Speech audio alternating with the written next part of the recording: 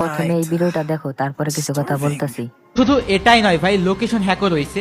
Location হ্যাকের মূল ধারণা হচ্ছে গেমের ভেতরে কোঅর্ডিনেট সিস্টেমকে পুরোপুরি ম্যানিপুলেট করা। প্রতিটি প্লেয়ারের অবস্থান গেমের মধ্যে XYZ কোঅর্ডিনেট হিসেবে সেভ থাকে। যখন হ্যাকাররা লোকেশন হ্যাক করে তখন তারা এই কোঅর্ডিনেট ডেটা অ্যাক্সেস করে এবং প্লেয়ারদের অবস্থান একদম নিখুঁতভাবে দেখে ফেলে।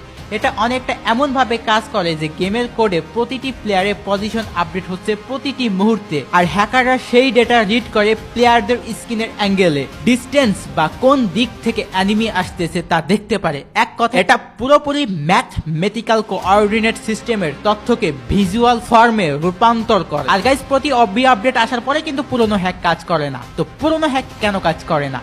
আপডেট আসার পরে গেমের যে ওবিবি ফাইলের অফসেট আছে সেটা পুরোপুরি চেঞ্জ হয়ে যায়, ডাটা স্ট্রাকচার রিম্যাপ হয়ে যায়, নেটওয়ার্ক প্যাকেজিং ফরম্যাট চেঞ্জ হয়ে যায়, অ্যান্টি চিট ডেডিকেশন রুলস পুরো চেঞ্জ হয়ে যায়, নতুন চিট যোগ করে। এর ফলে পুরনো যে কোড থাকে সেটা তারা হারায় ফেলে। এর কারণে পূর্বের যে হ্যাক সেটা কাজ করা বন্ধ করে। তাহলে আমার প্রশ্ন, হ্যাকাররা প্রতি ওবি আপডেটের পরে নতুনভাবে হ্যাক কিভাবে তৈরি করে?